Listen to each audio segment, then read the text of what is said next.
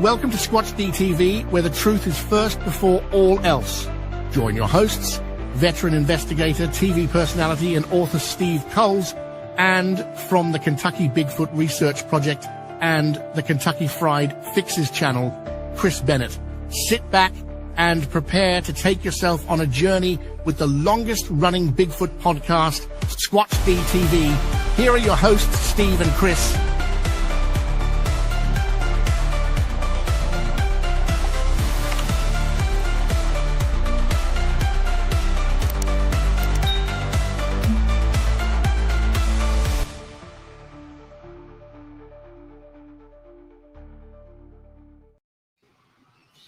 Good evening, cyberspace. Welcome to Squatch-D for today's date, 5/25/25, May 25th, 2025. And I'm your host, your guide, the Squatch Detective, Steve Kulls, along with my co-host right down there, Mr. Chris Bennett. Hello, Chris. Steve, man, it's good to see you. I was looking over in the chat, and I'm already getting tickled, man. I haven't been over there. Did you catch that? No, hang on. Uh-oh, they're still talking about the cult. Grant says, Aper Cult, unite. I don't know. I used to watch Aqua Teen Hunger Force quite a bit, and they would always say, Aqua Teen Hunger Force, assemble. So maybe we should do that. Aper Cult, assemble. Oh, yes. Oh, what a crew. Boy, the chat sure is hopping tonight. It is. We've been having some rainy weather today, and not real hot, but it's humid, man. It's like breathing pure water. You have to towel off just to go to the car, you know. Well, at least nobody's going to be shy of a shower in Kentucky. Yeah, that's right. Yeah. Just add a little soap and good to go. Yeah. You know, that's why the planes are flying over with the soap flakes. Drop it down. Man. And hello to our guest tonight, too, Mike Tinsley. Hi. Hello, Mike. Hey guys, how you doing? Good. Welcome. Boy, what a strange weather. We had a nor'easter up here, so I didn't know. It just looked like friggin' rain to me. But I don't believe we had any snow. Some people are saying at upper elevations we may get some snow. It did get down in the 40s, and I know Thursday it was pretty cold out. Actually, I mean, last couple of days, Friday I was wearing a coat. I dropped a video, a driver's side chat video for the membership, and it was cold. Yeah. Really is weird, but that's all that ocean air coming on board. And I mean, I've been out on the ocean in July, out to Georgia's banks. Yeah. And it's in the 50s. It's cold.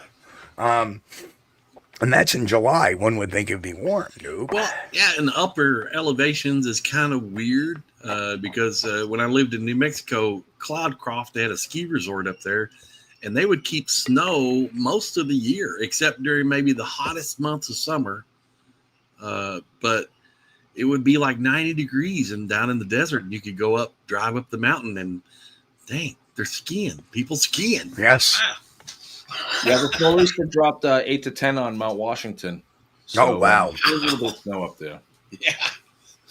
Yeah. Mount Washington. I have yet to be there. I've driven past there, but I haven't actually been up the mountain. It's a fun ride if you get a good day. I've tried to go up a couple times and it was cloudy, and you turn around because there's no visibility. But you get a chance to go up there on a clear day. It's pretty cool. Nice. Okay, let's get the roll call done for tonight, there, Chris. Let's get that over with, and then we'll jump into our lolly festivities. I do have a little bit of news, and we'll be covering that, I think, later this week. But I just want to break this news to folks. First in, Grant Rasha. Hello, Grant. Walter Kroll in the house. Lance Windsor, good to see you, Lance. Hello. Mick, the mighty Mick is in the house. Mick, what's going on? Pat Collins, hello. Welcome. Roy Longley in the house. Roy, representing Relic coming in, who will catch us on the flip side. Of course, Sharon is there. Hello, Sharon. Karen Fisher, what's going on? Sure. Henry May, what's up, my brother from another mother? How you doing down there in Mississippi? Don Gamau Jr., Sasquatch Research Page. Don, good to see you, my friend. I think, did we say Sandra? No, we didn't say Sandra. By Sandra Piper. Hello, good to see you as well. All right, I'm lost. Just getting started, and I'm already lost. Gary Johnson Sr. Hello, Gary. Good to see you. Sharon is here. Yep. The Beatron. What's going on, Beatron? Our bouncer Jen is in the house. Jen, what's going on? Lori Gibbs. Hello, Lori. Good to see you. Lori? We said Walter Kroll. We said Mick. Boris Kahn is here. Boris, what's happening? Goony goo goo. Goony goo goo. Traveling with Jim, my good buddy Jim. What's happening? And actually, Jim was up there with us that night too, Mike. Oh. So, who else? I see Nikki, Sasquatch Secrets. Nikki, Sasquatch Secrets. What's going on? The Sandwich Savant. Hello, Sandwich Savant. Good to see you again. Sam's pretty paranormal. Hello, welcome to the show. Sam, welcome. Patrick Barron, hello, Patrick. Good to see you again. David Gray, it has been a while. Hello, David. Good to see you. One of my kind of neighbors, Steve Miller. We love his band. Steve Miller. Good to see you. Go on, take the money and run. Yeah. Take the money and run. Ristel is in the house. Ristel, good to see you. I see Mitch Hartgrove. Mitch Hartgrove, good to see you. Unidentified Arkansas Phenomenon. Hello. Good to have you aboard. There's Mitch Hartgrove. Wow, look at that. I've come up on Lori Gibbs. Give us a Why, thank you, Lori. Thank you, Lori. Appreciate that.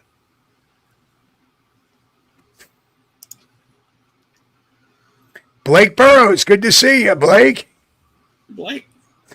All right, I think we're at the bottom of the list.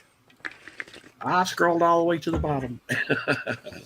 If we missed anybody, it ain't because we don't love you. It's just That's right. Chat has really been hopping tonight. Thanks, guys, for Sure joining is. us and hanging out with us tonight. We appreciate you. Now, where do we begin with Mr. Tinsley here? Geez, I will introduce Mike by saying he is a filmmaker, and I met him a few years ago at the Whitehall Sasquatch Festival. They were doing a piece on the festival, and I think Mike got the bug. And now he's like getting fully invested with research and being out in the field and filming and just having a good old time, bringing his cinematic talents to the field as well. And so let's just get into it. That all right, you went to Whitehall and then you bumped into me, and then what happened? I met you at Whitehall. I brought that enthusiasm back to New Hampshire. I had a buddy in New Hampshire Bigfoot Society. We kind of grew that, working with Penford Media, doing some documentaries that did pretty good, stand on their own, and it was just crazy. We ended up crossing paths in a story in Henniker. There was a guy that was posting stuff all over the internet, saying that he saw a creature. He filmed it. Yeah, and he shared it with everyone, and literally he got a lot of people to show up and take the bait. And it was an interesting time. It was a big thing for me of learning how all this works out, just everything, the dynamics of different groups, how to read people. And, you were helpful along that way, because we both kind of bit into that story and kind of followed up with it a little bit. And, and then from there it was, meeting Lauren Coleman in Portland, going to local, doing investigations locally on different cryptids and things and talking to people and meeting people. And I was looking for that spot to find Bigfoot. And out of everywhere I went in the Northeast, all the trails led back to Whitehall. So we went back to Whitehall and I guess that was it. We went out in the woods with you and got a feel of what, what it is that you've been doing, what you've been up to, how you've kind of built your team and the dynamics. And there's a lot in the documentary that we didn't add to it. There's just not enough time. So we tried to cover just the basics and hopefully we told a story that was compelling enough and also a launching point to do more. So yeah, we're definitely. I caught the bug, the Bigfoot bug, and I'm all in. Let's do this, baby. Let's do it. Yeah, definitely. And I love people that, that's the thing that kind of I gravitate to, is the people that want to get involved. I want to get them on the right path instead of chasing their tail. Because Yeah. I know when I first started out, you chase your tail for a little while before you get grounded. So I try to give everybody try to skip that silly step of it because, there's times where you're going in the woods. Is Bigfoot here? Well, you don't know. I mean, and there's so many people that just go out looking for Bigfoot in woods, and they have no context as to what the history or the nomenclature of the area is. And there's so many different factors that so you realize that, your first few years, if you don't have somebody that's a field mentor. I had some great mentors, but they were all more of the research type mentors that they wanted to just, talk about the reports and some of the right. But me, I was kind of that next level guy. I wanted to be boots on the ground. I wanted to incorporate science and investigation principle and all that fun stuff. And that's why I love taking the opportunity when somebody like Mike, who's got the bug, let's get him on the right path. And I hope that helped. Yeah. And it showed me that there's a lot of sensibility about what's going on in the Bigfoot community, and it helped actually keep me balanced. I like to stay grounded on the wildlife side of things. It's what I know. I'm not necessarily into the woo stuff. I like hearing the stories. I like making connections, but something that's gonna take a lot to even kind of go down that rabbit hole. But as far as being, the wildlife side of it, I think it's easy to stay grounded without losing your wits. Because once you start making connections with things that don't exist, then it's endless, right? So staying focused. And one thing that we've talked about a lot, and you've pointed out to me, Steve, was the people around it, the people making these claims, and how to just judge the authenticity. People do take, lie detectors and pass. Some people are believable. You can just talk to them and look them in the eye and feel what they're saying. And the one thing that I did learn about this, whether I was a skeptic or not, is that these events are happening, and it changes people's lives. So I think telling those stories too is a big part of what I'm doing, but keeping the balance of what's real, what's authentic, and what's reasonable, right? From judging the source, just getting a feel for what's going on, and that's something. Yeah, I'm looking to kind of take forward. The more we do this, the more people that we meet, those little tricks along the way, and kind of cut through a lot of the BS. And now, Whitehall is a great area. Yeah. Hold it up where you guys were talking about it, and I remember thinking, because of Lake George, there, all those water systems running north and south. That's a great travel corridor. A great place, like a bottleneck almost. so let's show a little teaser of the documentary here that we threw together real quick. So we're out here in the Adirondacks, and we're climbing a mountain. We're hoping that the convoy didn't break up too much and we end up where we're supposed to go. With all that being said, my wife knows where we're at, but we didn't tell anybody else. Now that I think about it, if nobody knows we're out here, this might be our last video ever made. You see some life. Oh, there's a whole bunch of life down here.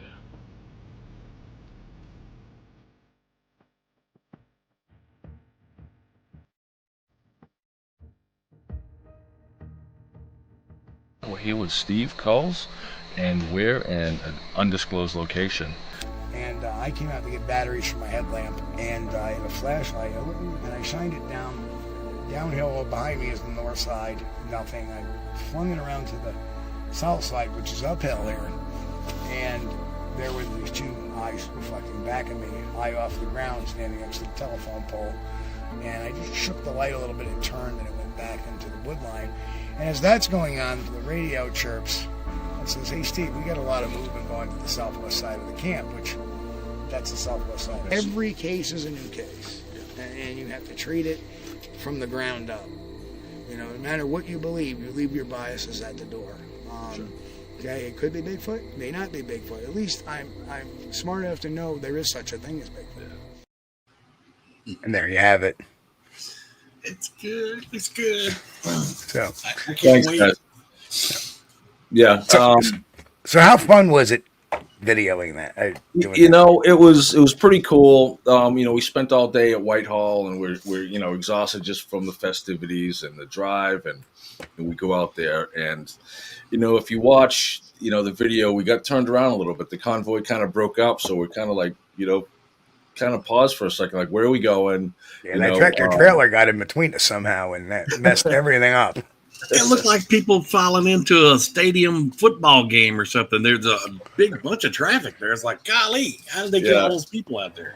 Yeah, it was cool. So yeah, going out. I didn't know the area, so it was pitch black. There's no cell service out there. No. So I couldn't have tracked it and tried to find where I was if I wanted to. Right. So like as it was when we got out there, yeah, it was a long road, and we were flying. We were going pretty fast, and we weren't sure. As it seemed like everyone kind of broke up a little bit, like we were going to end up just in the middle of nowhere for the night because we lost everybody. And then sure enough, boom, there it is.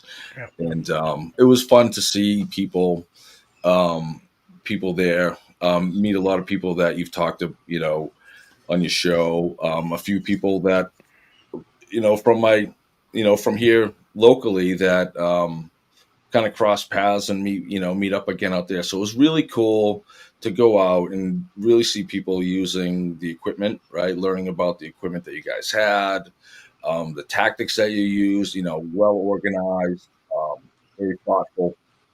You talked a lot about security of the area. It was really cool to see that dynamic and to see that kind of structure with what you had going on. And, hey, Mike, just to let you know, your mic is fading a little bit. Okay. Let me see if I can. I think it just needs to be a little closer because when you started to lean back, you were starting to hit that. All right. There we are.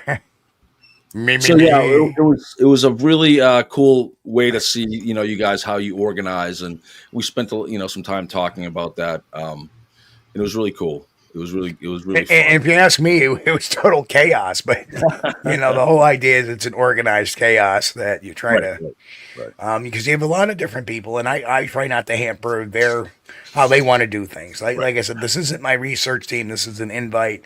Right. So there's different people that want to do different things. Yeah. And ideally, you wouldn't go out into the woods with that many people either. Correct. That's the crowd, boy. Yeah, usually when my team operates, there's 4 or 5 of us. Sure. Sometimes more. Sometimes as many as 10. But like the night I had my sighting, I think we had like a dozen. On the playing field. But we break them up into teams of 3s and 4s, and we have the base camp team, and everybody disperses. Whereas here it's kind of like do what you want, but here's the area. We want to try this. Let's do it, and everybody gets their equipment of their choice, and off they go. Yeah, I mean, and what better way to spend a day after Whitehall talking about Bigfoot with everybody to get out there and do it with you guys. So thanks for the invite. It was a lot of fun. Well, you're always invited. So if you want to come up this year, you're more than invited to as well. Thanks. I know how tiring it can be. Trust me, after all day running around, talking, doing a lecture, then emceeing that, and plus, the book thing, and then, I'm pretty wiped the next day. Yeah, we when we went up, we weren't sure what we were gonna do again. We knew we wanted to talk to everyone, and especially the organizers. They do such a great job. I want to give a shout out to Barbara Spohr and her team over there in Whitehall. Yep, really does an amazing job of just promoting it and really bringing it together. And I think that's great for the Bigfoot community. Something that I didn't really know about, but seeing it grow and seeing more of these places kind of pop up around the Northeast is it's kind of cool too, because there's a lot of people that are into it. I think for me, it's a cool. It's just something really fun being part of a community. When you start seeing some of the stuff give back. I'm going to be part of the Cobble Mountain Critter Fest over in Russell, Mass. The Vogel brothers are organizing that, and I'm really excited to see how they've taken, a local legend and give back to the community. I've talked with Tim a few times about how they've, done stuff with the local scouts and local youth groups and stuff like that. Really get the kind of the community involved, and that's one thing, over in Whitehall that we talked to Barbara about was that community feel. And it brings a lot of people from a lot of different walks of life with this, but I think that's kind of the encouragement too. And there's a lot of work, I think, to be done. Even as a new guy, I see how, the cynicism, and some of the conflicts can be worked out to where we can have they can be a happy community and everybody get along and have a great time doing it. Right. And we have a new member out here, Mike Springer.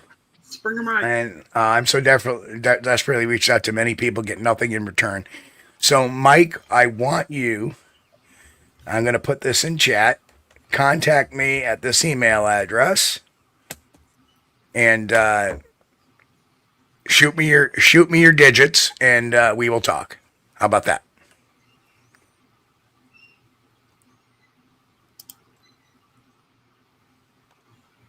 So what we'll do is we'll try to get him in the right direction. So.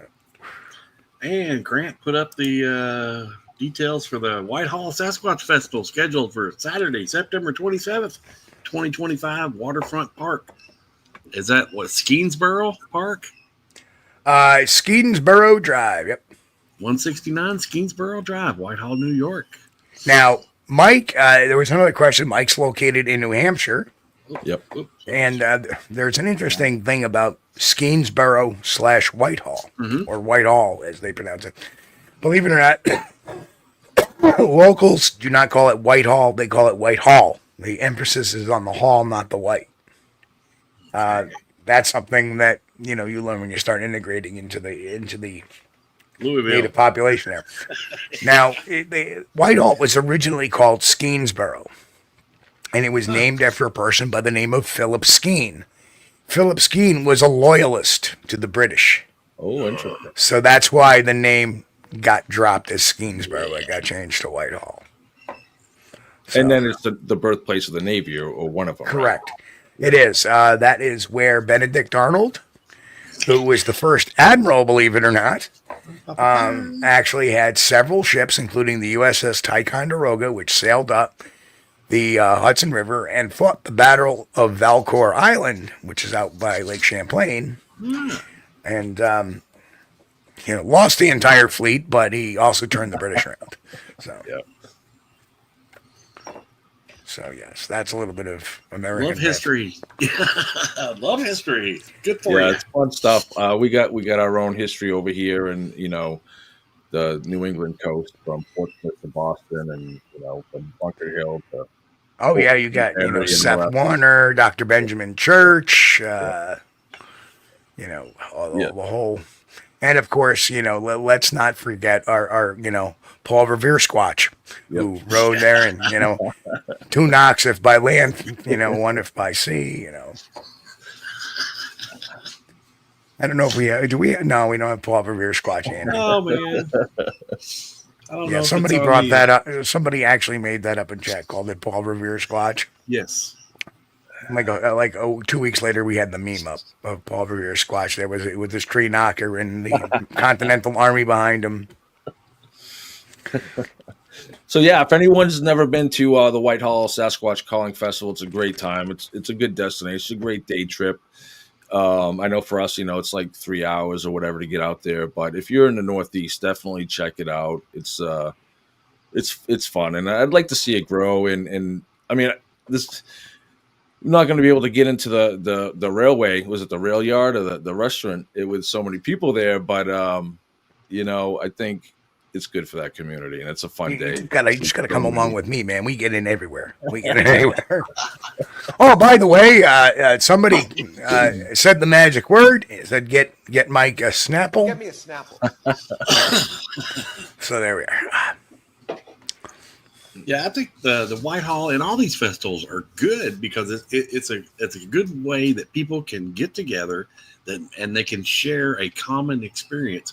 Whereas, somebody that had an encounter years ago and they didn't really talk about it to anybody might be more likely to share that with somebody else that had a similar encounter.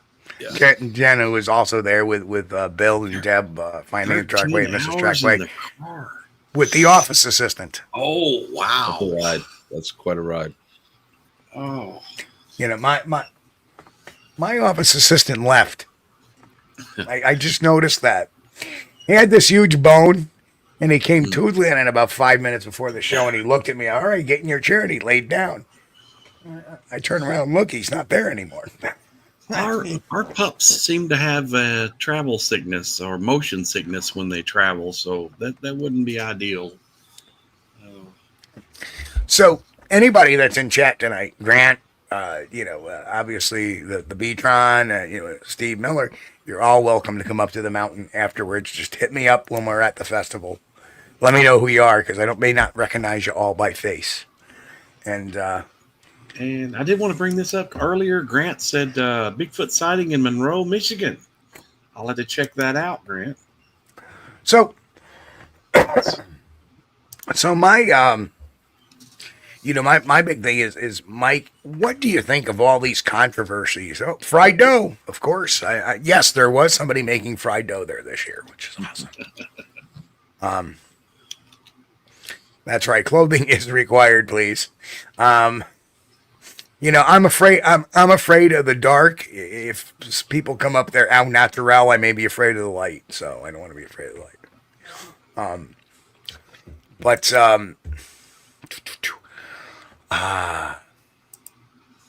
Oh yes, Monroe, Michigan. Okay, sorry. I had to check it out. So, have you been hit with any of the big controversies within your group about like the Bigfoot massacre and any of that kind of gobbledygook, or is that you kind of just avoid all that stuff? I kind of hear that stuff on the outside, when I kind of go through Facebook and go through groups. Some of the stuff, I kind of keep scrolling because it's a lot of stuff. It's hard to take in and stay focused on what I'm doing, but it's interesting to hear these stories and to see how far the connections are made, but at the same time, I don't know. I'm still trying to wrap my brain around a lot of stuff. Like I said, I'm keeping it natural. I'm keeping it wild, but I'm Well, that was one of the questions I was going to ask Mike, because we're currently recruiting for our new Aper cult. And the question was you under the impression that this is a biological being or a some sort of paranormal entity that has magical properties? So I'm going to go with a biological. Okay. Now the man and ape thing, I'm not sure about that. Right. Right. Well, that's a whole nother rabbit hole, I guess. But yes, we were called an Aper cult, so we decided to go ahead and run with it. No, we weren't.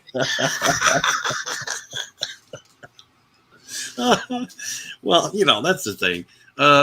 And that's something, I don't think it's necessarily a bad thing to believe that these are biological creatures, right, and that they exist and they breathe air just like we do, and they drink water and eat some sort of food, and exist biologically like all other beings living beings on planet Earth. So I don't think that's necessarily a bad thing to be called an aper. No. The paranormal thing, it's like it's hard to quantify any of it, right? I mean, it's hard to put your finger on things. It's hard to measure. A lot of cool equipment, might be able to do some stuff, and it's interesting to kind of to go with that. But I think a lot of people have sightings. They associate that because it did something superhuman when they saw it, that it's paranormal, And Thank you, Mick. I had to do a little quick finagling with my phone to get that to work, but there we are. There is Paul Revere squashed in his natural hairy wonderful acumen there. I love how he blends the hair in with the buttons on the jacket. That's perfect. Right. Well, the jacket is hair. That's the kicker. He wears a hair jacket from his. He shed hair, from when winter, summertime he sheds his hair, so makes a coat out of it, I guess. Uh-oh, look who snuck in, Buttworm.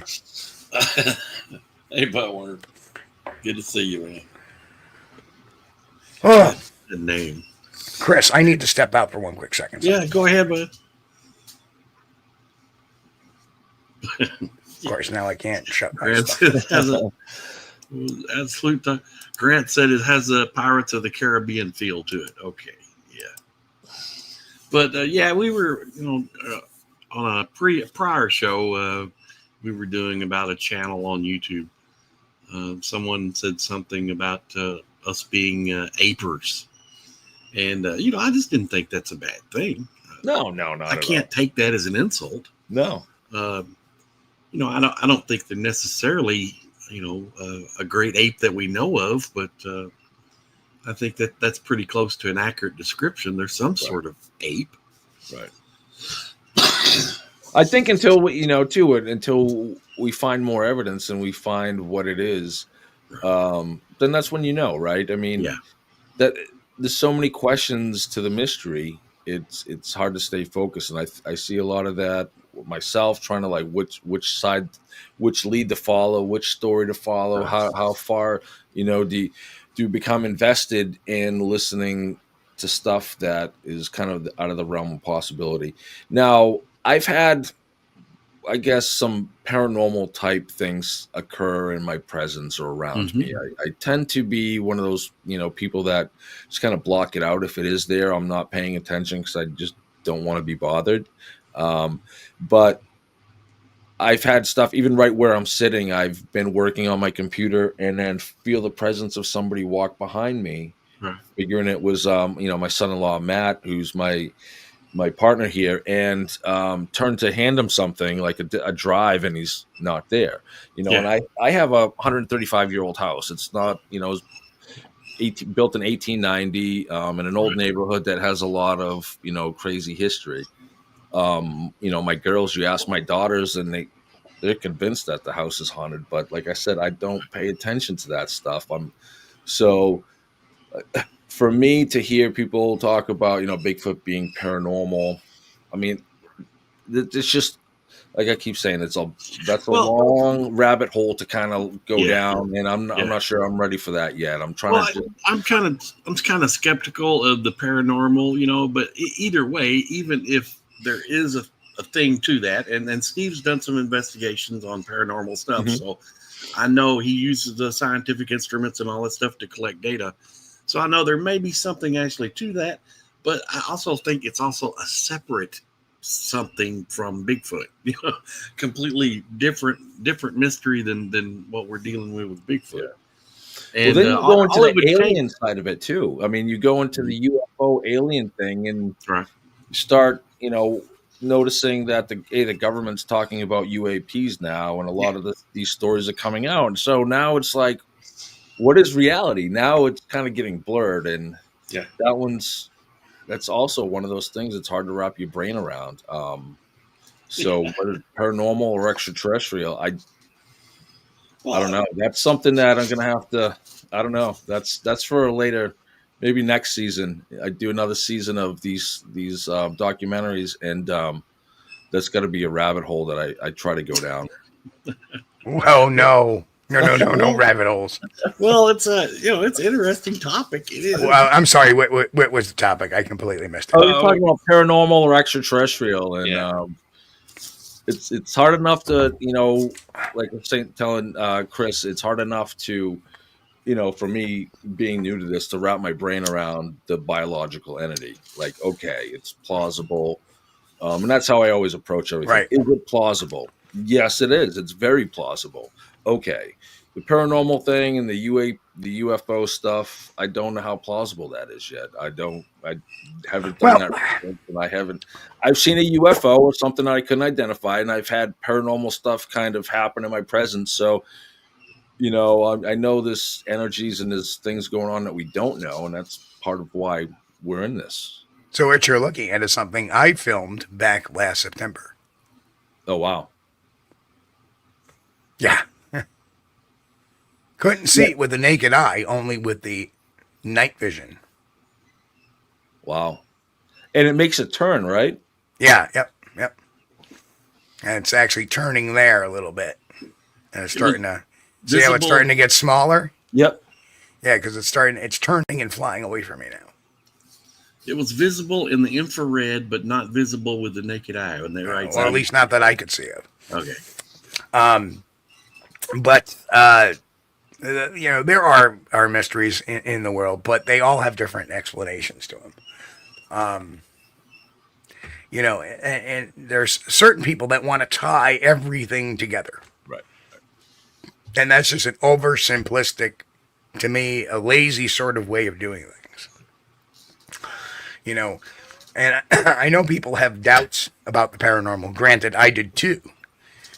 Until I've experienced what I've experienced and seen what I've seen and heard what I've heard. Mm-hmm. And believe it or not, it didn't take all that long. The paranormal that stuff seems to pop up a lot easier than a Bigfoot, which makes sense because a Bigfoot is a flesh and blood creature. It's like going out in the woods and hoping to see a deer or a bear and, just walking around. Yeah. The UAP thing, well, that's been, that's a story just as storied as the Bigfoot mystery. Mm-hmm.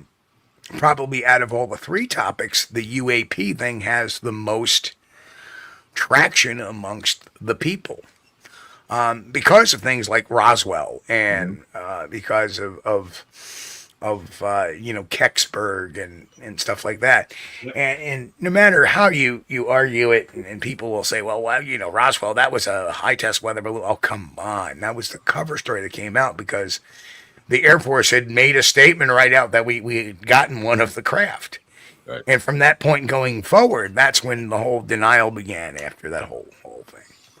Yeah, the other night I watched George Knapp's Netflix series on, I forget what it was called, but he put a lot of evidence together and followed some leads, and it was pretty cool. He's been following that for a while. Yeah, I was a little bit disappointed with that. I was expecting a little bit more than we got in that, but that's okay. Yeah, I mean, it seemed like he was setting it up, but really there was no conclusion, right? Right. Yeah. Yep. I don't know. Time will tell. That's the only. Well, since we started talking about UFOs in Roswell, that made me so angry. I'm angry at our government. I'm really angry because for decades they said it was a weather balloon. There is we promised there was no cover up. It was a weather balloon, and then decades later they released the case file, Roswell case closed, and they said yes, we did lie to you. It was not a weather balloon. It was Project Mogul, which is a super secret thing that we were doing. And we had to lie back then. And, so they lied. All right. And they admitted they lied. So how do we know they're not lying again? Well, they are. They tell us, we had stopped investigating UFOs in the 1960s. Project Blue Book ended. And then we found out not too long ago, we've been investigating UAPs. That's not a UFO, it's a UAP. Right. They lied to us again. Why does our government need to lie to us? It doesn't make any sense. Well, it makes perfect sense because if they're covering something up, they would lie. Yeah. Well, and that's what. What it is you got to understand the arms race. Yeah. That's the number one reason why. People ask me all the time, You know why I don't think there's a grand conspiracy in our federal government about Bigfoot? Because I think the only thing it may affect is logging. Yeah. But that's more of a local issue or a state issue than it's going to be a federal issue. You know, Well, affect tourism too. I don't go camping. yeah, anymore. but how? I think it would increase tourism. I mean, no. what do you mean, Chris? No, you got. Hold on a second. Hold on. The Hocking Hills Bigfoot Festival, 41,000 people. The Whitehall Sasquatch Calling Festival went from 300 to now over almost 3,000. I can understand that at a specific event made for Bigfoot people to get together and maybe discuss their experiences. But when we're talking about national parks and state parks where people have been going out in the woods and camping, now all of a sudden, if the government was to announce, yes, there are these 8-foot tall hairy man apes out there that exist in these areas, how many people are going to take their families out camping? I think it would keep going on because most people, There's when you gonna be a mention few, Bigfoot, think Harry and the Hendersons. Right. There are going to be a few that go out there. Oh, well, I'm going to see one. Okay. They're going to start camping. But the people that have been doing it are going to say, well, that's it. No more. No. Yeah. Yeah, I think it's kind of a thing too. Like, yeah, we want to get people outside. I want to encourage that too. Get kids off the phone, get them outside, get them playing in the woods. Like us Gen Xers did, right? We spent most of our time in the woods, and so I think it's great for communities and getting people out. But yeah, you think about what would happen if you found an extremely endangered species like a Sasquatch or out in the woods. What would that do to lock everything down? Do you think it really would, Steve? What do you think? Do you think it would lock down like a whole state park or say the Adirondacks if they actually found? No. I think that as far as the conspiracy goes, like if you look at the UAP thing, they go to great lengths to cover that up. They spend money to cover that up. They deny. They make up counterintelligence stories. They smear people that come forward. Here's an interesting fact, and believe it or not, believe him or not, Bob Lazar, the guy who claimed he was the guy at Area 51, claimed he worked at Los Alamos, yada, yada, yada. The government denied he ever worked there and denied all this. And then George Knapp happens to get a hold of a 1970s Los Alamos directory. Yeah. And there is his name, Robert Lazar. Yep. Oops. Right? So, they won't go to those lengths. What they will do at the most is deny. They might cover up some tracks if they find them. Because we don't want, we don't need a bunch of we don't need a bunch of rednecks in here with a bunch of guns trying to kill a Bigfoot. Hey. That's their attitude. Oh, good, Steve. You like that? Yeah, that was pretty good. You should talk like that all the time. Yeah. Well, you never knew. About I'm going to get that rabbit. Oh, man. But now there are programs of intentional disinformation that our government, and most of that has to deal with a lot of the Area 51 stuff when they're testing secret airplanes at Skunk Works. Right.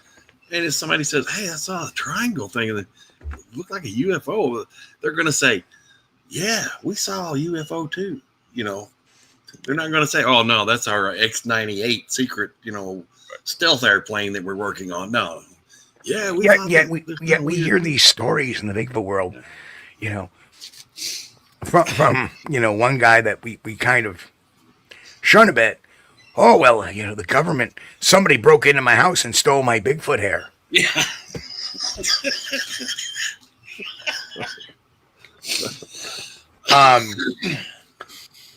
Yeah. He was saving it to make a coat. Yeah, I've gotten told. Yes, they used it in the Borat movie there. Oh. For that one scene, pay him with the hair. Yeah. Oh, that's We when we were doing following that Henniker story, we were told there was a black van circling the guy's house, Of and course. then we found out one of them could have been Steve Culls, and we're like, well, wait a minute here, that can't be. Come on now. Oh, he actually said that. Yeah, considering the day after I was there for the first time, I ended up, screwing my neck up for the next 8 months where I was out of work. That's right. Yeah. And it was the very next day that I had got that morning. The next morning, I'd gotten out and went to, that's when I got cracked by the tractor trailer twice. Yeah. If I, number one, I think Steve Coles is following me. Well, number one, Steve Coles has a job. Number two, I have to work. And, it's kind of going like the guy we were talking about last week, tries to call people government. Yeah, where's my check? Who's paying me to say these things? Nobody. Steve works for the government. He's a man in black, right? The funny thing was, I do have some street cred for, a year and a half. I did work for the feds contractually as an undercover investigator with their food stamp program. So yes, I was an undercover fed for a little bit, kind of. See, I told you. But you weren't working the Bigfoot case. Was not working the they did not put me on the Bigfoot case. That was the Department of Interior. I was working for the Department of Agriculture. I have been working for years now, trying to get the information to expose Steve Culls as a government operative planted into the Bigfoot community. And one of these days, I'm going to get it. We're coming up on 20 years soon. John Wilkes says I took his EBT card. No lie though. I did have an EBT card which had a nom de guerre on it. I went by an alias, and and then just to show you don't know what So I'm sending off the reports to my employer, who sends them off to the feds. And then one day I'm sitting around and I'm watching the New York State Police, the FBI, and, the local, sheriff's department raiding a couple of these stores. I'm like, oh, that's the stores I got. Oh. Yeah. Yeah. Well, okay. Yeah. So if we go any further, I'm going to put on the foil hat. what's the next big event that you're going to, Steve? That would be... not sure which is first. I believe Hocking Hills is first this year. So the next event is Hocking Hills in August. I believe it's the first full weekend in August. It's not in Logan, Ohio. Let me just pull up because I would know it automatically if it was still at the same place. You said 40,000 people there, huh? Yeah, over 2 days. Wow. It would just all day, all night. So let's take a look here. Yep, August 7th through the 10th in MacArthur, Ohio. I'll be at the Hocking Hills Bigfoot Festival. That goes Friday night, Saturday night, Sunday. And on August 22nd through the 24th, I'll be at Benner's Meadow Run RV and Campgrounds for the Pennsylvania Bigfoot Camping Adventure. Another great time where people actually can camp and go out. We go out and do these night missions in the Chestnut Ridge area, which is phenomenal. I mean, if anything you've read about Chestnut Ridge, and then of course September 27th, the Whitehall Festival. I didn't really push it this year with a lot of different events. And the Next year I'll be camping adventure. That's with Sean Forker, right? No, Eric Altman. Eric Altman. Sorry, guys. Sorry, Eric. I get it. It's an age thing. I was. But now the Hocking Hills, man, it's really impressed me. The amount, no longer that it's been going, it's like growing exponentially. Yes. So is that a hot spot? Is that where Hocking Hills? Yeah, well, there's been sightings in Hocking Hills. All these areas that I'm going to are surrounded by Bigfoot report-rich areas. Hocking Hills, the Chestnut Ridge, obviously, not only for that, but we're not too far from Kecksburg. We're not, it's just that whole Chestnut Ridge has got a lot of Bigfoot stories, a lot of UAP stories, a lot of other weird stories. And as far as Hocking Hills, they had to move. It's got so big they decided to move it to the fairgrounds. Oh, wow. So they were actually in the county fairgrounds this year because Logan, Ohio, the 5 blocks they gave us, actually 7 if you count the side streets, just was not enough room. Yeah. The town's closed down. Yeah. Yeah. It literally, the whole town is closed down. And it's just lined up with street vendors and stuff. And if you ever want to see it, folks, I do have 2 years worth of live streams from Hocking Hills on the channel where I just let the camera roll and catch whatever. Yeah. Now I don't know if I'm doing it this year, so we'll have to take a look at the logistics of that, because it's a lot different when you're in a fairgrounds than you are like on a city street. And yeah, the internet connection, if it's kind of slow where you're at, it's hard to get good quality. The video gets kind of grainy. Yeah. But man, it was fun to watch, especially the first year. I said I'll be watching and go fix a sandwich and come back and watch the people walk by. It's like a never-ending crowd. So Sandwich Savant says that he went Hocking Hills this Squatchy went to Moonville Tunnel night hike, fun and creepy. Yep, Harrison Hot Springs has always been a huge thing. That's the home of John Green. That's the reason why he got involved, because there was stuff going on in the areas surrounding Harrison Hot Springs. Yeah. So British Columbia. I think that's where Bigfoot's from. Or no, Sasquatch. Oh man. We have I'm going to be at Cobble Mountain Critter Festival June 6th over in Russell, Mass. It's over by Springfield. And then we're going to do Charming Fair Farm here in Candia, New Hampshire. Last year it was a small event that the fair put on. Well, it's a farm. They get some wildlife there, so farm stuff, and they take in animals. Pretty cool spot. So June 6th is right around the corner. Yep. Yeah. So we're getting ready for that. It's going to be a lot of fun. Interesting to see. I'm trying to wait for a lineup. I don't know everybody that's going to be there, but there's going to be a few, personalities and people that I've met, across New England. So looking, like I said earlier, looking to see how, they're bringing the community into it. I think it's the first annual thing for that. So it should be fun. Charming Fair, which is in my backyard here in New Hampshire, the farm put on a little scouting event. So what they do is you buy tickets, and the kids or the families come in through blocks of time, and they send them on a little tour. And there's a little pavilion area where everybody kind of sets up their little vendor booths, and it was a lot of fun last year. It's where I got to meet Crystal Panic for the first time face to face. And great research.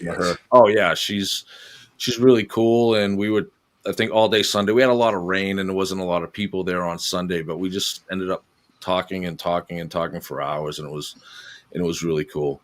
So for me, being new to this, it's really fun to get in there and talk to people. When we were there last year, Kelly Porter and I talked to kids and people that were sharing their stories. And, it was interesting to hear where people were, having their sightings or having their, encounters. And it wasn't far, it was pretty local in a couple state park areas that are nearby, with a lot of woods and a lot of cool things going on. So that was a lot of fun. We're looking to do that again this year. And then even I might set up a booth in my own little town's old home days, a little town fair. Kind of interact with the community here and just let everybody know what we're doing, and asking people for their stories and talk about their encounters. Because I think that's what a cool thing about all this is, getting people to open up and relax, not be so uptight about it. It's encouraging. It's almost like the more stories you get, like we've talked about, you got to filter it out and see what's going on. But thank you, Lori. Thank you, Lori. We're not worthy. We're not worthy. I got to watch myself, because every once in a while I know I'm going to do this. I'm going to go. Oh, thanks, Lori. Oh, We're good. Like, see, Chris and I are on the same wavelength. We're always doing that. He turns the comment off and I turn it on, or I turn it Vice off. Vice versa.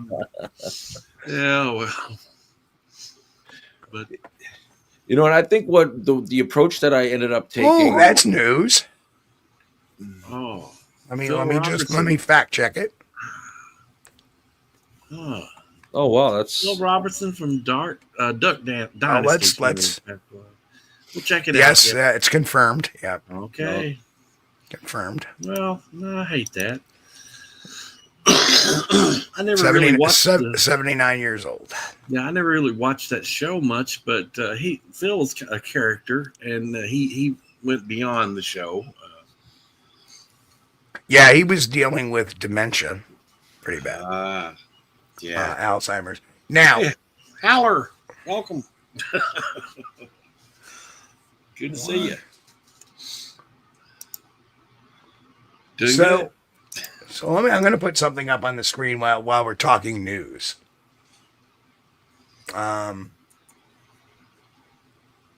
So this comment came across Facebook the other day. Todd Gatewood, a corporation. Of course, we know Todd Gatewood, the dude who used AI to clear up, and Yeah. he's a very polarizing figure. In fact, he's blocked, but somebody had sent me this. Corporation has purchased the Patterson-Gimlin film that I own, that you own. Well, there's a big controversy about that because Jan Maccabee is claiming that she's the one who owns it and loaned it to him to use it. And there's a whole story behind that. The 1967 film just transferred the ownership to a C corporation, blah, blah, blah, blah, blah. The trust is privately owned and it's registered in Nebraska. I cannot tell when you will see it or who owns it. Sorry, Bigfooters, you kind of get what you deserve here. So let me explain something to Mr. Gatewood. Number one, just to dispel that. Number one, if you take a film that's already copyrighted, you may own a copy of one of the reels that does not give you a license over the film. Nope. Right? So he enhances it. Well, if he sold it, then fine, whatever, who cares? Because we know it's Bullstein anyway, likely. But the fact is that the film, oops, sorry. Where is it? There it is.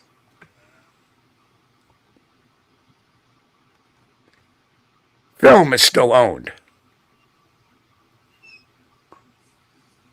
Yeah. Patricia Patterson. Yep. Film is still owned. That's right off the U.S. Copyright Office. Robert Gimlin. Yep. And Renee DeHinden had it for a while, but since he's dead, left no heirs, that copyright kind of just goes into limbo. Yeah. So, yeah. No, he nobody owns the Patterson-Gimlin film except Patricia Patterson and Robert Gimlin. And Bob Gimlin. Yep. That's right. Yeah, there's a whole muckety-muck story about Todd Gatewood. Jan Maccabee is alleging that, he's been dishonest with her. Surprise! That's right. Henry there. Gatewood does not own the film, period. Exactly. Yeah. He may think he does, but then again, that again is his fantasy world that he lives in. So, from what I understand, he ran the Patterson-Gimlin film through what is basically an AI filter. And you've seen like on those little chat things where those fat, well, I can't say fat, but yeah, overweight women that are not very attractive. They show themselves on the camera, and they just look like living dolls. Beautiful. Hold on. You just wouldn't say something. You would say, well, I can't say this. It's not politically correct. And he goes on to something way politically incorrect. Overweight. Well, anyway, they're overweight and unattractive, and then they show themselves through a filter. And I could use some filters, and I would look dateable. Okay, I would. but it's just ridiculous, you know. And you can see those videos on YouTube. It says, you know, be careful out there, guys. You know, they're showing this girl talking, then her filter messes up and goes off, and it's some hack. Maybe we can use the term packing a few extra pounds, a little extra love handle. I don't know, but well, I don't know why these people tippy-toe about being fat. You know, I don't. I know I'm fat. I'm overweight. You know, if it's you, own it. You know, and don't own it. Yeah, own it. That's right. Oh, we can't say that I'm fat because it's offensive. No, I'm fat. It's not offensive. It's a fact. Do you go jogging? Do you leave potholes? When you go to the zoo, do elephants throw you peanuts? I mean, you know. Do you get a menu and say, "I'll take it"? The world tries to make you be dishonest, and I don't subscribe to that. Yeah, no. They're not fat, Chris. They're just short for their weight. Yeah, now if she was 8 foot, 9 foot tall, she would be slim. Yeah. Great. Listen, we love people, all frames, all sizes, all looks. Yeah. That does not matter. No, it doesn't. Can't judge a book by its cover. But if you're fat, own it.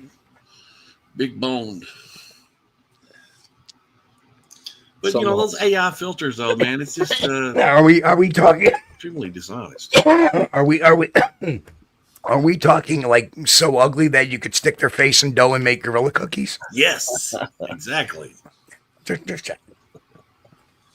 Yeah, just check out some of them videos. And most of them are entitled "Be Careful Out There, Guys," and because they'll show this little, and usually it's some Asian woman they're showing, and she's just a little Cupid doll, you know, and then the filter goes off, and it's like, oh my god, this is a hack. This woman is uglier than I am. That's saying a lot. Oh, I've seen better heads on a beer.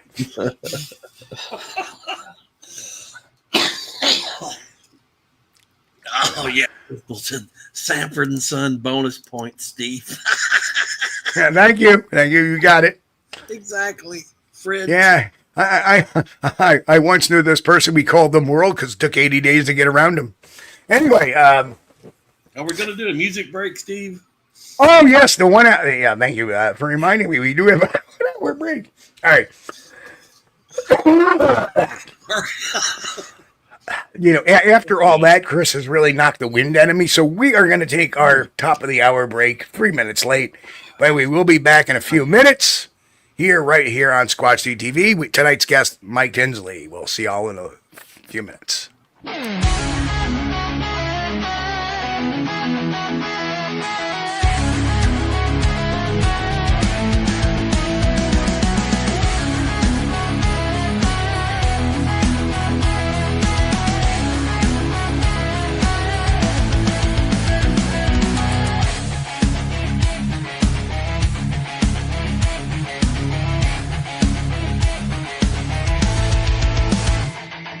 Late night, cameras rolling, just the facts, that's all we need.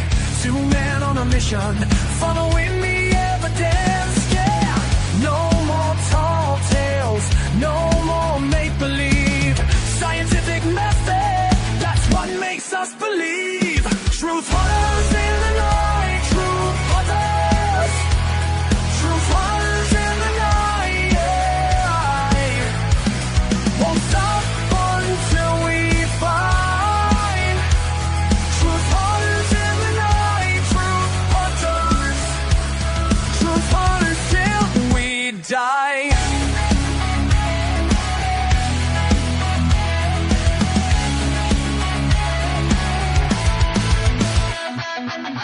Equipment calibrated, every footprint analyzed.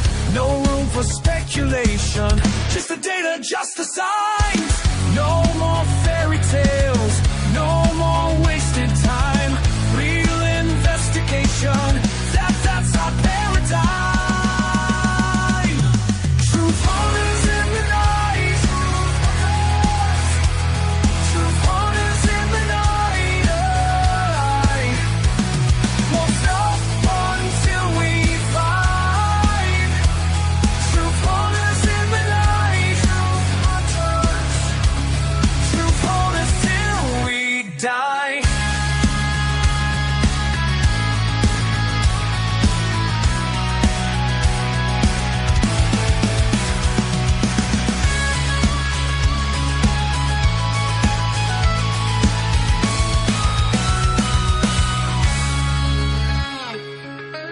Not here for fiction, not here for fantasy. Just pure dedication to what our eyes can see. Truth hunters in the night. Truth hunters in the night. Won't stop until we find truth hunters in the night. Truth hunters till we die. Truth hunters in the night. Truth hunters. Is Bigfoot real? Or just one of the greatest mysteries of our time? Step into the world of Steve Kulls, the Squatch Detective. With over 400 pages of science-backed theory, Bigfoot, a scientific examination, is the definitive exploration of the Sasquatch phenomenon. Dig deeper with the Squatch Detective's Guide to Bigfoot Investigations, a must-read for serious researchers.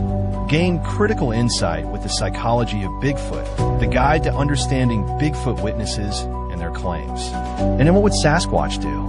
Volume 2, uncover what Bigfoot may have in common with its ancient primate ancestors. Explore the evidence. Challenge the claims. All books available now on Amazon.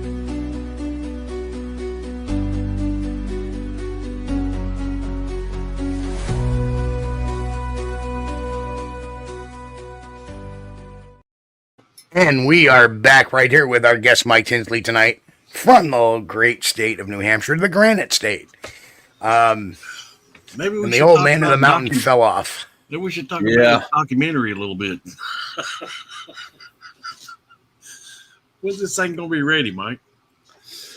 So it's already out. out. Yeah. We got 5 episodes that we did. We kind of broke them down into like 30-40 minute episodes, and they could have been longer. We cut out a lot of stuff for time. Maybe that's something creatively I think we do kind of down the road, just leave a little more, let kind of the conversations develop a little bit. I don't think people mind watching, interesting people talking, so there's no need to really watch it. And that's kind of the creative, thing for me, just kind of making that adjustment. But I love that. It's out. We're Link is in the description, folks. we talk about a lot of stuff from Bigfoot to devil monkeys, Right. and the whole phenomenon of the devil monkey, which is an interesting, topic itself. Well, please break us down. I haven't heard of the devil monkeys. So, and Danville Devil Monkey was a story that kind of got me going on this, and it was a story of a devil monkey running through town, or a monkey running through town in a small town of Danville, New Hampshire. It was seen by the fire chief. So, like Whitehall, you got law enforcement seeing these things, or you got first responders and people in the public eye. So, people tend to take him serious. So he did some research in the town library. The librarian helped him out a little bit, and they think he narrowed it down. It was a Humboldt's monkey that he thought he saw running through the streets. There was other reports that came out. People heard, some weird, cries. Some people witnessed some weird things. And so it kind of got everybody on edge. I was in the area at the time, landscaping, and I lived in the next town over. So what year did this occur? 2001. This Gotcha. happened in 2001. Actually, it was late August of 2001. And I was working nearby in landscaping, so it was kind of the buzz around town, right? Through, going in the neighborhoods. Oh, you heard about the monkey, the 8-foot monkey. And that was the catch to it, was the 8-foot monkey. He reported an 8-foot monkey. So the newspapers got it, local radio got it, and everybody ran with it. So now it's kind of like this crazy media circus around town. Yeah. And and everyone. So Devil Monkey was just a moniker that it had got. Yeah. Actually, what the guy had seen was an 8-foot tall monkey, bipedal, hairy creature. Yeah, and but it had a tail. He said it had. I gotcha. Threw it off. Because we're thinking Bigfoot. So we dug a little bit and found out that it was the devil monkey story itself was more of like the urban legend that kind of developed from the actual events. And people kind of forgot about the events because while this was all happening and the media was coming to the town, 9/11, the two planes crashed in the World Trade Oh Center. yeah. Kind of stole the news, so nobody talked about it anymore. So if I started researching it, and come to find out, it had created a legend of a devil monkey. The internet kind of created this whole thing. Tied it to other devil monkey stories around the United States, and yes, it just became a legend until like 2012. There was another sighting of somebody saw a monkey in the town, so it kind of tied in and it kind of reinforced this legend. As we dug a little deeper, we found out that, well, one, that the fire chief was old. He was up there in age, so people thought maybe that he was kind of seeing things where it wasn't sure. Maybe had one of those elderly moments. That was a theory. Another theory was, it was an escaped pet. Somebody had a pet, it wasn't claimed because nobody, wanted to, maybe it wasn't licensed or registered or something. Devil monkeys. So yeah, there's a whole story of the devil monkey running through town, and pretty sure it was an out of place species, as Lauren Coleman would say. Just something that wasn't there, and that's, I think, what's intriguing about it is, it's a real event where people really saw a creature, running through the streets, and it got recorded. It was, so. Not everybody's crazy, so things happen. And I think finding out that it was it was very plausible. The story was plausible, and it helps kind of reinforce that, yeah, people do see things. And when you're used to, you grow up in a community and you're used to seeing the wildlife, and then something's out of place, it jumps out at you. Sure. Like in Whitehall, Brian Goslin, and he's like, there was standing in front of me. I had my gun pointed at it, and it put its hands up. He's like, I know what I saw, and that's, I think, what's cool about these stories is that people have, things are happening.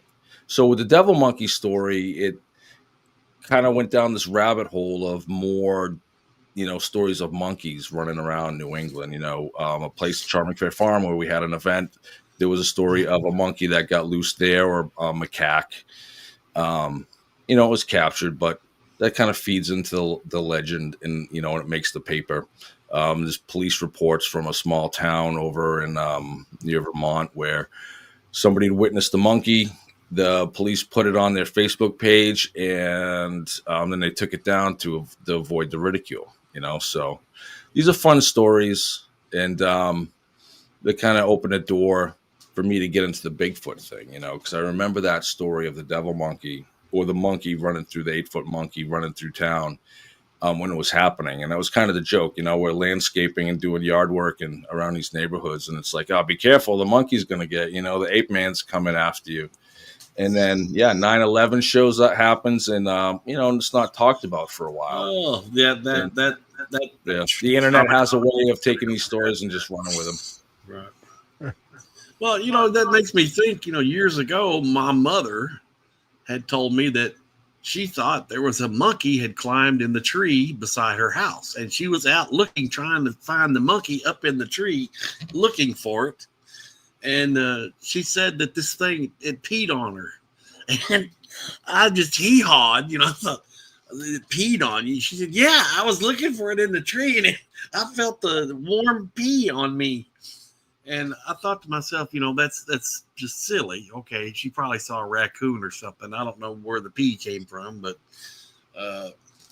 now I'm second guessing what she was talking about there with this devil monkey business. So I think it was over the winter or last fall. There was a truck that had some monkeys in it. Had wrecked, I think it was South Carolina, Pennsylvania or South Carolina. Can't remember, for some reason, like kind of spacing it. But there was like 40 something monkeys, I think, that got loose, and I believe they found them all. Yeah. But I'm interested to see if, how those develop, if any did get away, if they did find them all, and, what comes up later on down the road. A couple monkeys, run loose and, scare people. So. Yeah. Somebody had released those from a lab somewhere, and I think it was in the Carolinas. That's not been that long ago, just a few months ago. Recent, yeah. But, yeah. I wonder if Stephen Warren. It's a golden monkey shower. I don't know, Steve. She said it peed on her. Of course, I just hee-hawed. I just, that was the funniest thing I'd ever heard. I thought, she just imagining, okay. But I wonder. But she swore there was a monkey in that tree, and she was out under the tree looking for it, trying to find that word was that. And she swore up and down. She said, it peed on me. She was mad. She was mad. Yeah. What has gone on with this show tonight? A peeing monkey. It's terrible. Yeah. That's what she says. Yeah. What is that this show devolved into? Sorry, well, it was funny. I can't help it. Oh, good Lord. She said, you heard of flying monkeys, devil monkeys, and now peeing monkeys.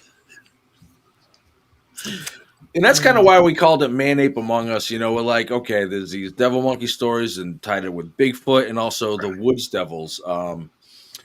We talked to Alex Petikoff a little bit about that when we saw him in Portland. And, he told us some stories. But, he thinks it's kind of a modern spin on the Bigfoot phenomenon. Could be.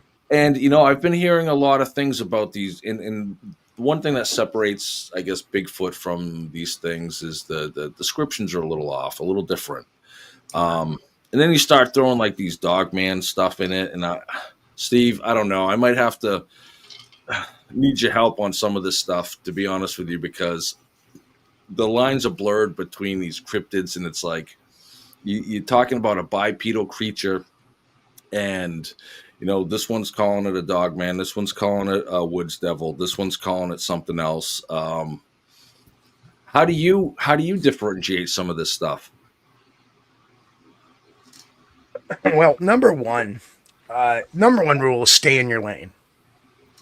Right? If somebody says the dog man, okay, not for me, not getting involved with it, move on. If somebody, could have been a misidentified Bigfoot, because then again, we have to think about the Rolodex in our head, right? Seeing a 8-foot hairy thing running down the street or whatever, the mind may have put the tail on it. Right. Because that's what the mind wants to see or can best mold it into, right? Same with the dog man. People hear about the dog man, whatever, and then they see a Bigfoot. Oh, it's a dog man. Right? Nobody is going to convince me because the legs of a dog, the back legs of a dog, which a lot of the dog man cases say they look like the back legs of a dog, they're not made for bipedalism. Right. Nope. They're not functional for a bipedal. That's why dogs, when they walk on their back legs, same thing with a bear. They walk very different, very small strided. Right. Nothing that could move fast on two legs. So you have to, in a lot of different ways, just stay in your lane. Just like, okay, just exclude that one.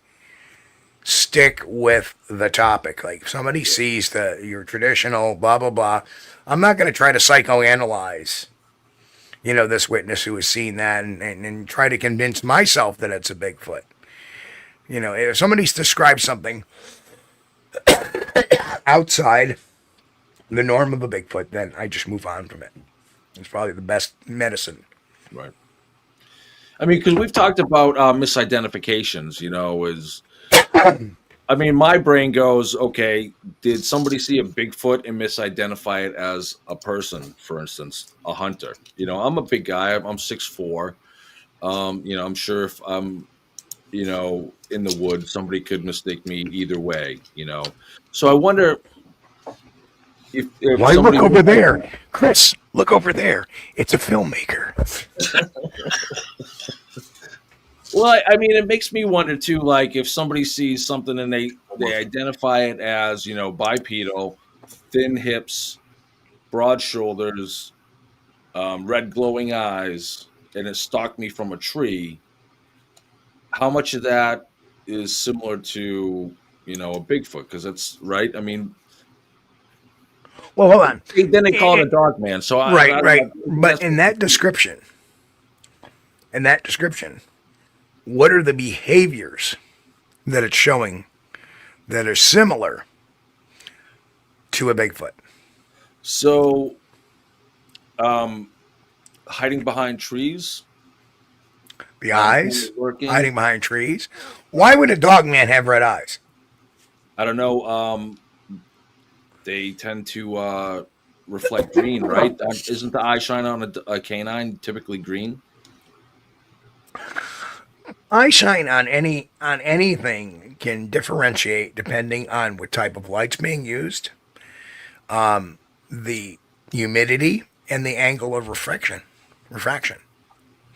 So that can make those eyes look blue, can make them look green, can make them look yellow, can make them look red or orange red, which was mine. Right. You know, we were seeing a lot of red eye shine in the 70s and 80s, but we were using, you know, those traditional yellowish type of bulbs and flashlights. So that adds a little bit of a darker light to a topic rather than a bright krypton, you know, bulb. When I had my sighting, I was not using a typical you know, those little I forget the incandescent light or whatever. I was using a krypton bulb, which is traditionally a little more whiter than that. And mine was like an orangish. It was like a dark orange. Okay. Yeah. So yeah, it can vary depending on the bulb.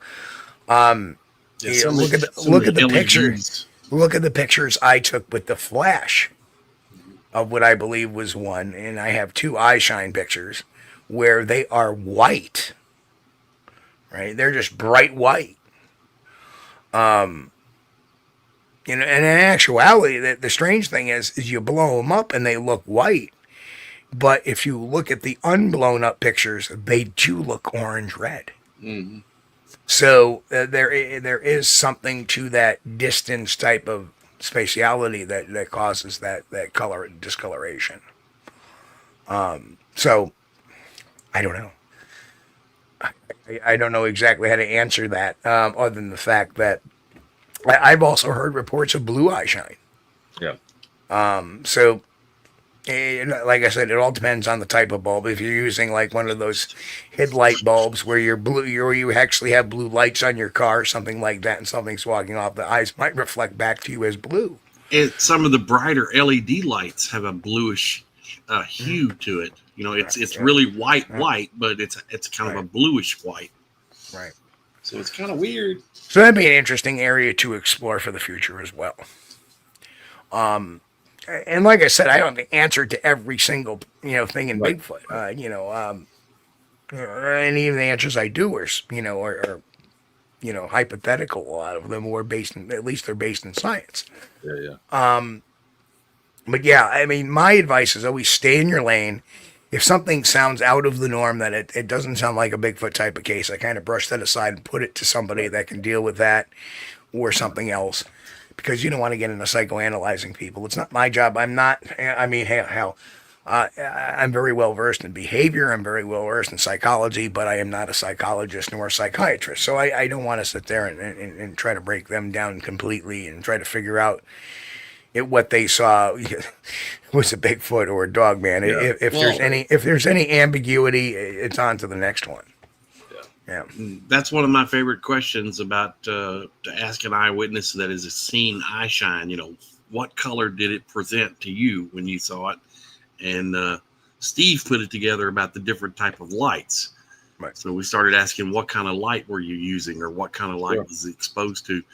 And you know, they'd go from deep red to orange to yellow, and some people reported green. I mean, you got to look at things like humidity, dew point, all Right. that kind of stuff, because Yeah. that will all affect how light refracts. Mm-hmm. That's why we get rainbows, because of light refraction, because of the humidity and the rain and the moisture in the air. So,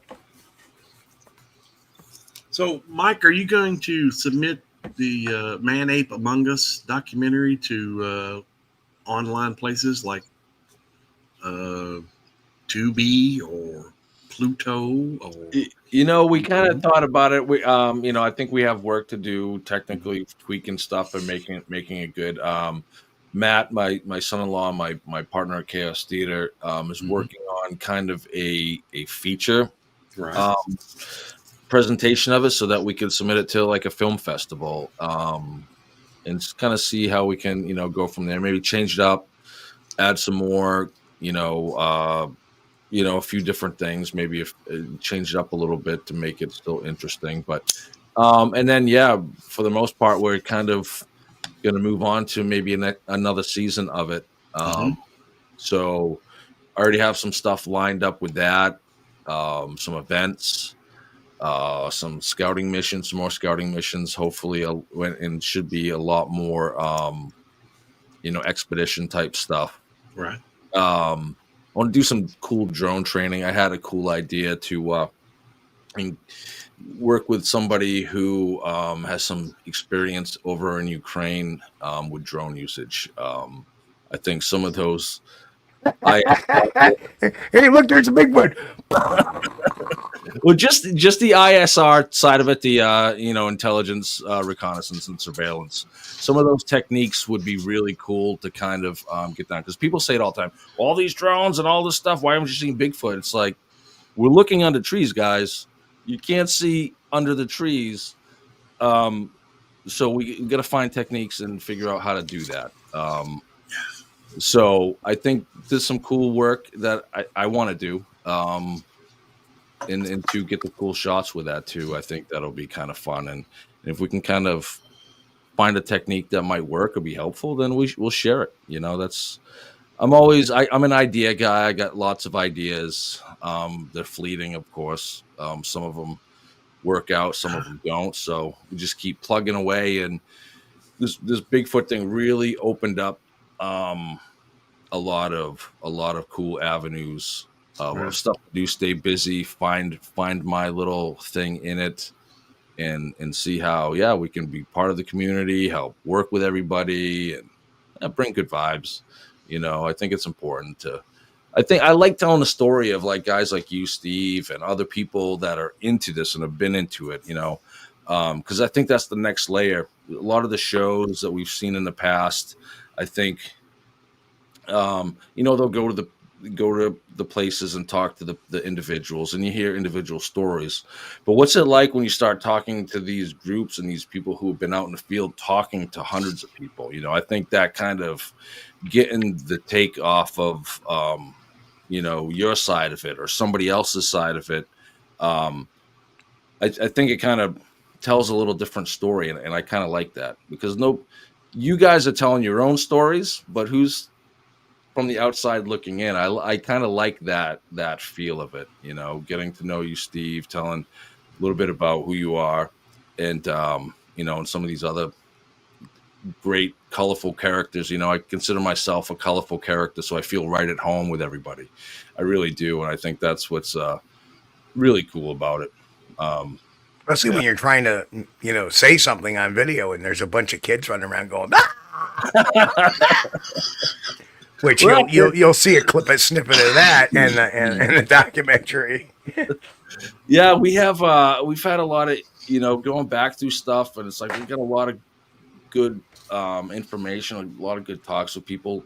Some of it's got good audio, some of it's not, and me, I'm kind of new to a lot of this, so I'm learning the process of not only putting everything together, but being prepared for the next time too, so that I kind of have everything prepared, the stories that I'm looking for, be prepared for the things that come up unexpectedly, and how do we get those and tell those stories. Because there's a lot of layers, there's a lot of dynamic, a lot of stories to tell with the Bigfoot, with their individual sightings, with the research, with the communities involved, with all this, and so it's a lot of work. But I think this next time around will be a lot more fun, and hopefully just expand it and get to travel. Right? I mean, I'd love to travel and go around and meet more people, go to more events, and hear more stories.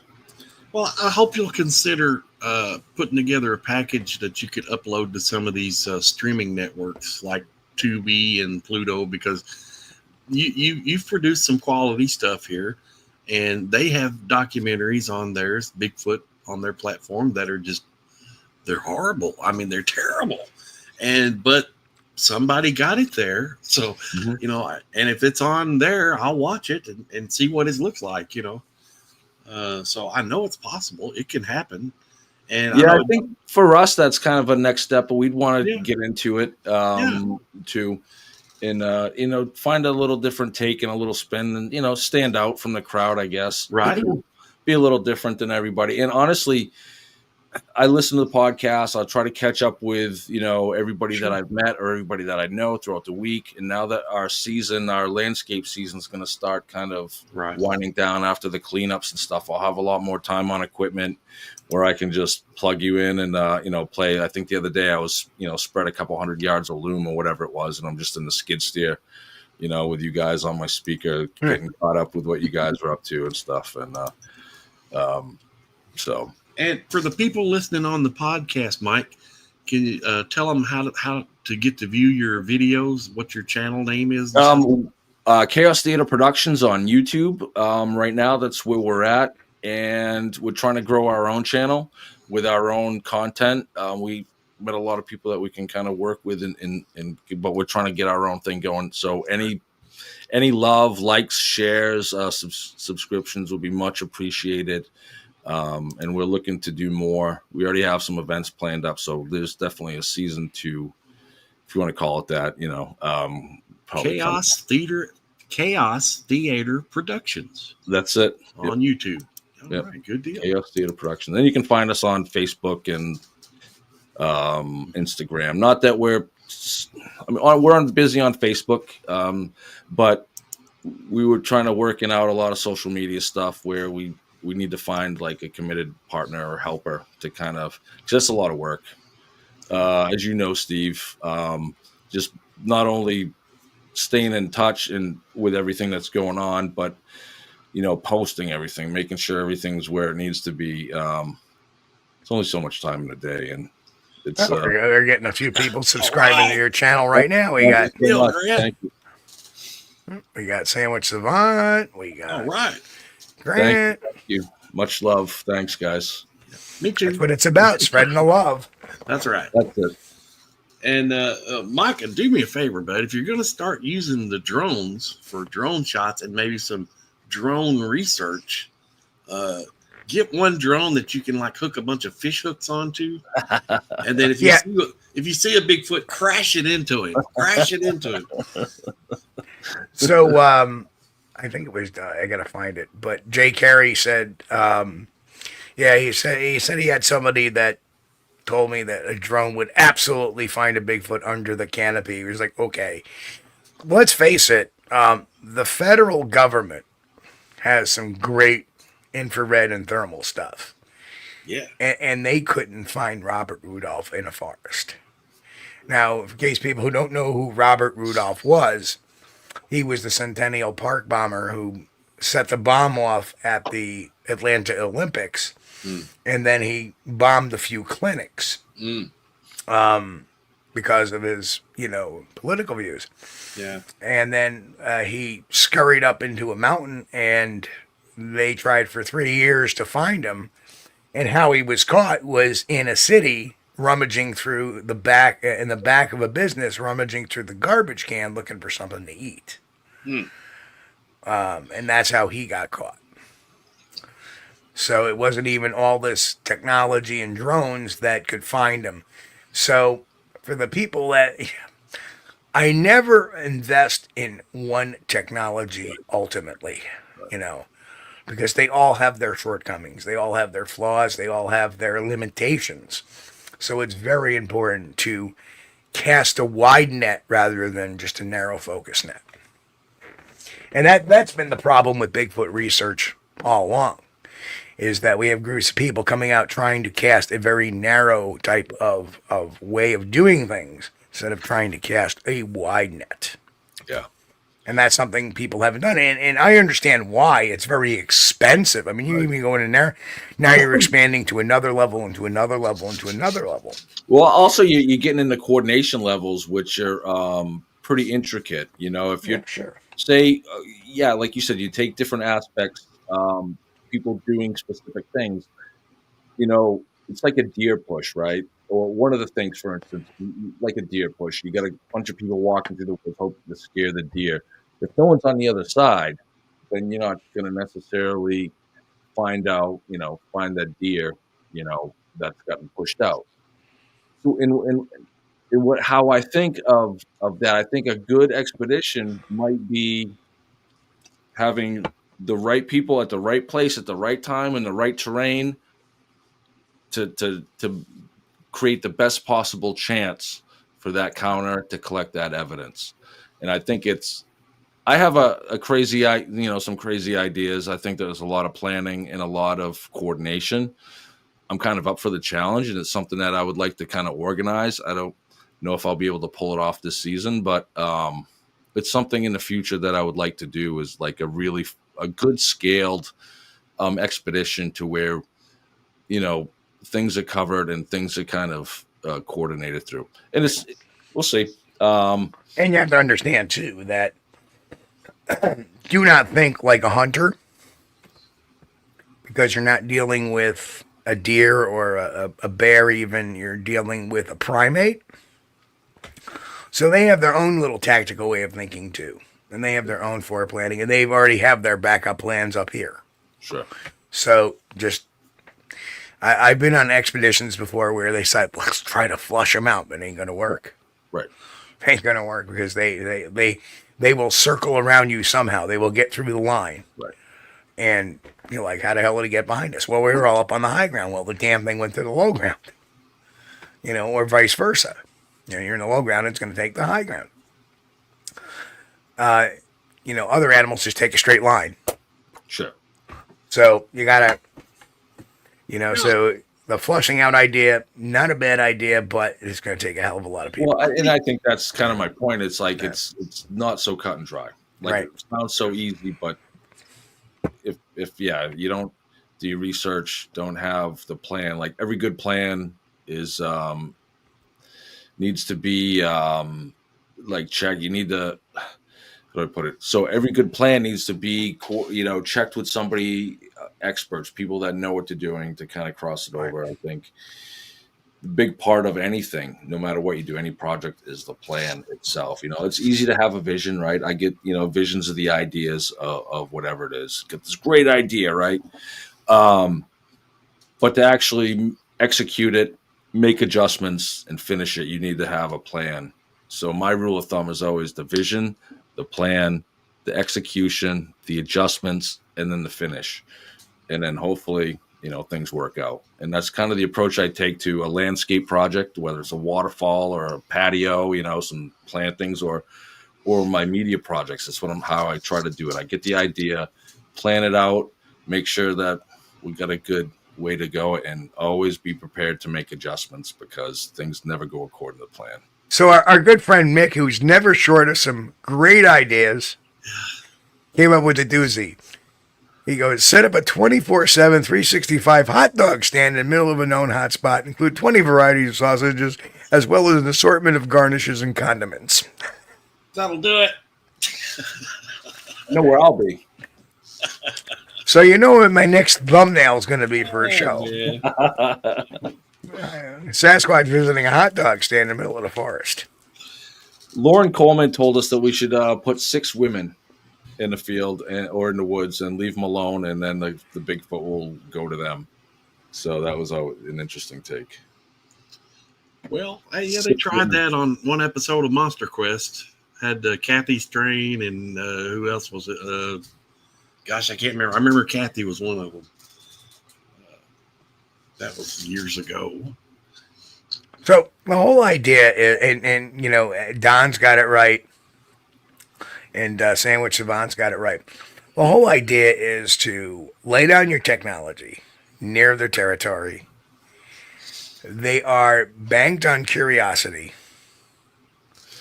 That's their weakness. That's our weakness. Curiosity didn't kill the cat; it killed the Homo sapiens. Because we're like, what was that? Right? And then anchor back and draw them in. And that's what you showed kind of, we went over, and when you took us out after Whitehall was just set up, get the equipment ready, spark their interest, and let them kind of come in. Yep. You know, yeah. And use patrols to funnel them to your noise. That's the other little tip too. If I send a team down the road, they may get flanked, and I've been flanked down that road before, on both sides of the road, by something paralleling us on both sides of the road. If I had the ability to control a drone, I think those would be a good idea to use in the early spring and late fall. While the canopy is, you know, the leaves are on the ground and there is no canopy. Sure.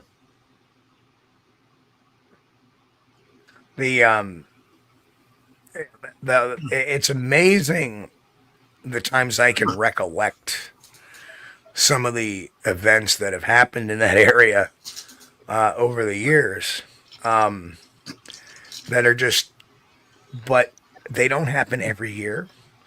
They don't happen all the time.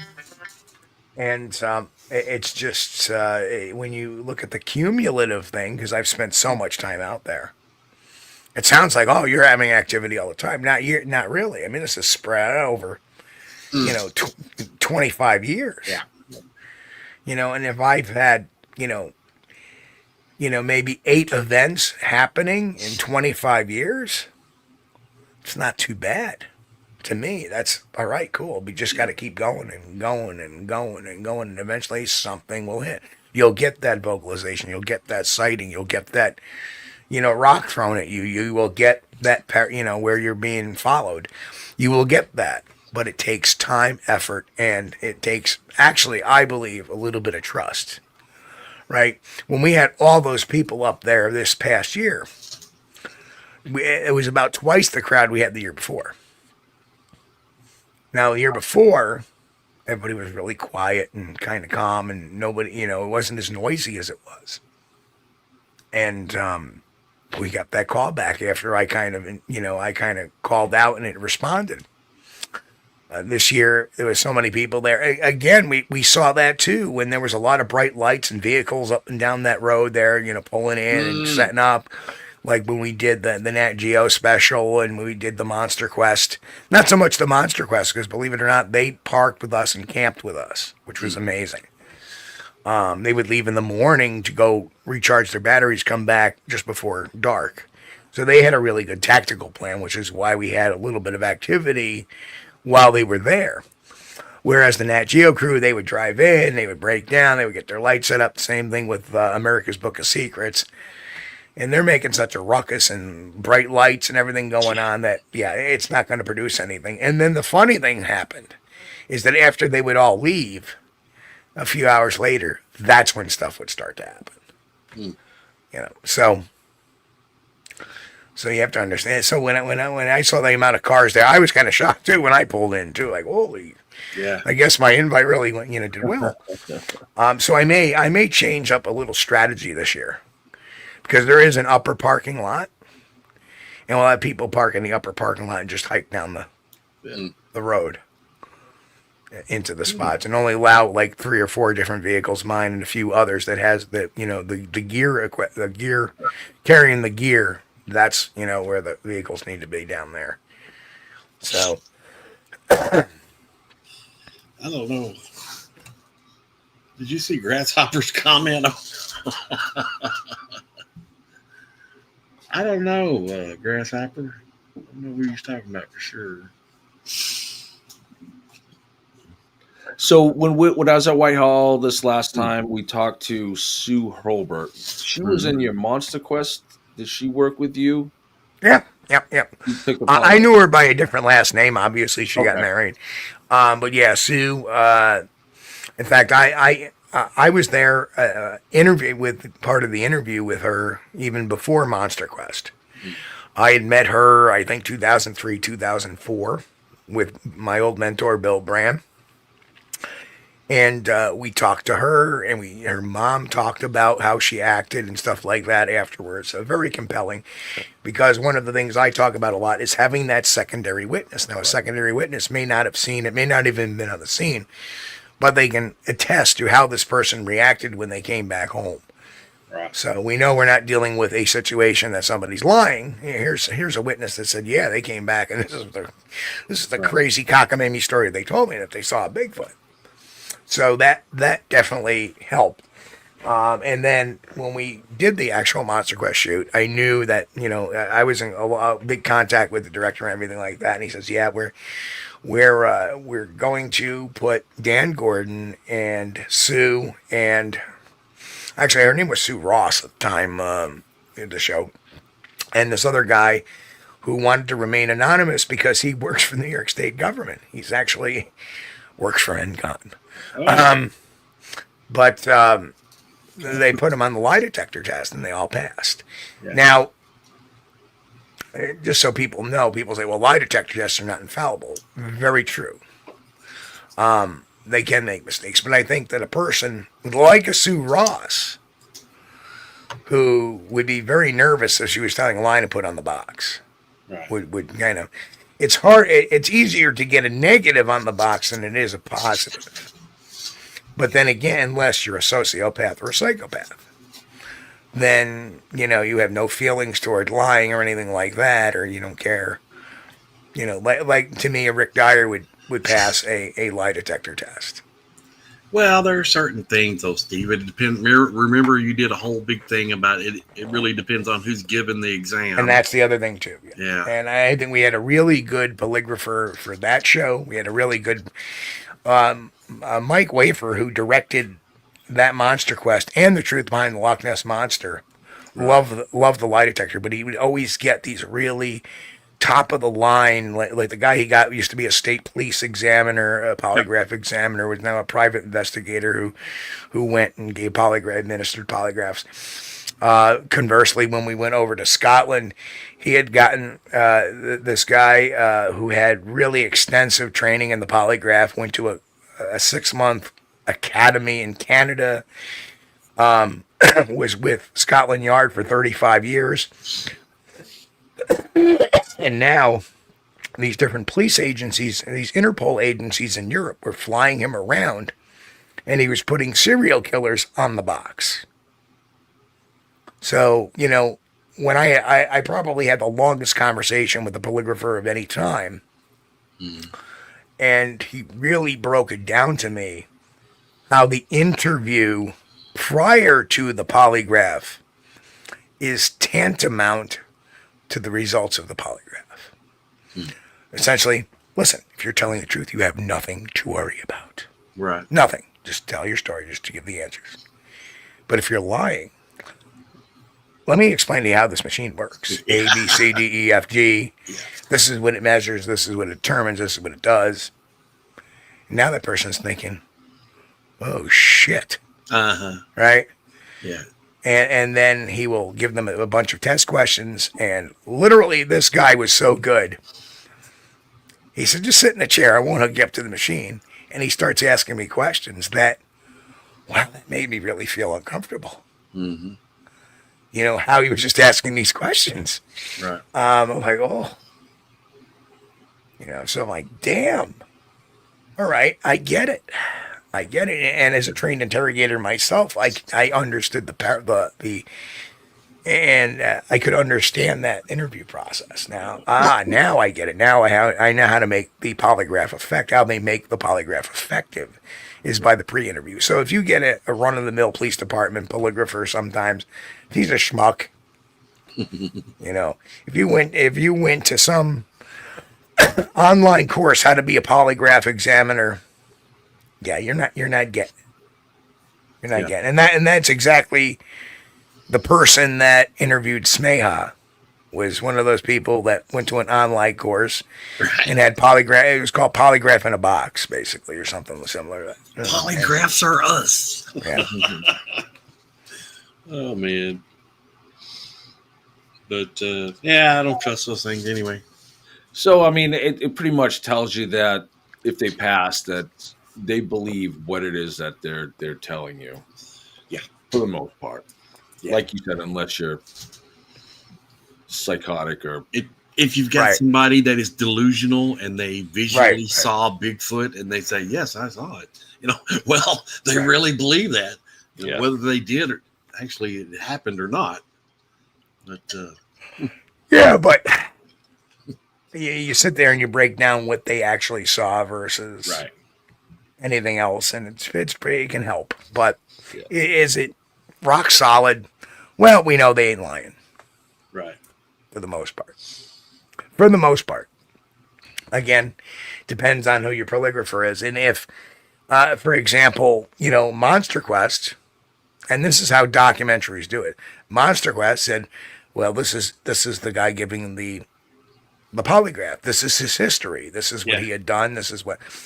You go to Truth Behind the Loch Ness Monster. Well, this is who's giving the polygraph test. This is his background. This is what he does. And then you go to, the man who shot Bigfoot, and he took a polygraph test. Well, I want to know about the polygraph examiner. Yeah. It took people, to make inquiries to find out who it was and their background, stuff like that. Why? Because you didn't, that polygraph examiner was somebody that would probably give polygraphs for businesses, on the cheap, right? Not for government agencies or anything like that. That's what I want to know. Okay, what crimes or what criminals has she sat down and put on the box? Because those are going to be the toughest ones to do. Yeah. Oh wow. Great stuff. I love it, Steve. See this? It's layer after layer of stuff. It's cool.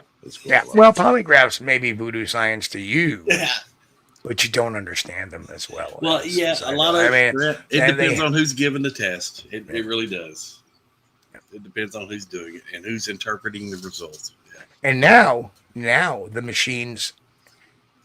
They have two standards. And this is what David was explaining to me, is that they have a way of scoring the sheets, scoring whether or not a truth or not. But now they have the machines doing it as well. Yeah. Right? So now what he does is the machine will spit out what the machine interprets the answers to be, and then he prints out the polygraph itself and double checks the computer's work. Is that valid? Is it not? Is it valid? Is it not? So there's a double layered system in there. That's what David does, the gentleman from Truth Behind the Loch Ness Monster. Sandwich savant. I'll put that up there. It says, if Smeha was telling the truth, F him for shooting a Squatch. Otherwise, he's a liar. He can't win with me. Okay. Well, now, here's the interesting thing. A lot of people don't know this. This may be a future episode. But we took Smeha's stories and we ran them through some psychological analysis models. And we know that the story was not true because there's so many contradictions in behaviors, how he acted before, during, and after the event. And we'll get into that in another show. Yeah. And you're right too, Grasshopper. I will agree with you 100%. That's true. The polygraphs can be faked and or misinterpreted. That's true. Yeah. But it's very hard to misinterpret them when you're doing that. Like David, I wasn't present for the Monster Quest polygraph, but when David did his answers were like instantaneous. There was no faking it or anything like that. In fact, we interviewed 3 people for the Truth Behind the Loch Ness Monster. Yeah. The third gentleman that got interviewed failed and miserably. Yeah. And I remember David coming out because I was sitting in another room watching the whole thing on a monitor. And David came out and he goes, "Oh boy, did he fail." And then the director came in. Yeah, he failed bad. Well, and, it's a tool, right? It's a tool. Well, anyway, here's the kicker. The other two passed, but here's the kicker. He begged Mike not to put his polygraph on the air. And Mike, all right, I won't give this guy a hard time, right? Because there's going to be community backlash and there's going to be all this stuff. Yeah. And the funny thing is that David even told me before he got on the box, he says he's looking really nervous. Yep. He's looking really nervous. He does not want to be on the box. And these are behavioral things that I would observe as an investigator, having behavior analysis. Several years later, after the NatGeo documentary aired, that same person tried to perpetrate a hoax using a prop photo, a photo of a prop we were using for one of the reenactments, saying that he got a picture off his boat of the Loch Ness Monster. So it confirmed to me that the lie detector test in his case was exactly 100% telling me the truth. Yeah. That I couldn't prove this guy was a hoaxer. I couldn't prove anything. The guy said he had a couple of sightings over the years with his boat, and he failed his exam. All right. I didn't know what to think of that. And then 3 years later or 4 years later, he says, "Oh, look, the picture I took. Wait a minute. That's the hump we used for prop. Yeah. As a prop." Yeah. Well, that's pretty bad. Right. So it just confirmed that. But anyway, Chris, it's that time already. We got to wrap up and we got to make sure tomorrow's Memorial Day. Oh, yeah. All right. Yeah. He'll be here soon. Again, I'd like to thank Mike for being on with us tonight. And his documentary, it's called Man Ape Among Us. Bravo, Mike. Bravo. Cryptids of the Northeast. You can check it out on his YouTube channel. It's called Chaos Theater Productions. So make sure, if you guys listen on the podcast, get over here to the YouTube channel and check out the description. Link is in the description. Chaos Theater Productions on YouTube. And again, that's right, youtube.com/Chaos Theater Productions. And I want to thank everybody for joining us tonight in the chat. Thank you guys so much. I know I always say it, but it's because I always mean it. We know we've got the greatest audience we could ever hope to have, and this is only possible because you guys are here. Thank you so much for joining us and hanging out with us. It's always a pleasure to have you, and we're honored and humbled by you choosing to hang out with us on Sunday nights. Thank you, guys. Yes, we are. And folks, I want to wish everybody a great Memorial Day. Enjoy your time. If you're not working, I'm working. But I'm kind of on a weird work day. I'm kind of on a standby tomorrow. So I just go in, sit in the old office. And if somebody needs an emergency medication, I go. And that happens like very rarely. Life is hard. Life is hard. So I got to bring my laptop tomorrow and try to do some work or something on the Bigfoot field. But anyway, I want to wish everybody a happy Memorial Day, happy, safe week. We will be back here next Wednesday night. We got a lot to talk about Wednesday night. Todd Gatewood, Blog Talk Radio, among just a couple of things. But I want to thank Mike Tinsley Thanks for from Chaos Theater Productions for coming on tonight. And I look forward to seeing you out in the field again soon. Because you never know when we're going to cross paths. Right, never know. You never know. And everybody else, again, we love you guys. You are the greatest audience in the world. We'll see everybody here Wednesday night, 9 p.m. Eastern, right here on Squatch-D TV, youtube.com/@SquatchDTV. Peace out. Love you guys. See you. We thank you for being here with us on Squatch-D TV. If you haven't taken the time yet, please hit that like button and subscribe to the channel. And oh yes, hit that notification bell too. We don't want you to miss anything.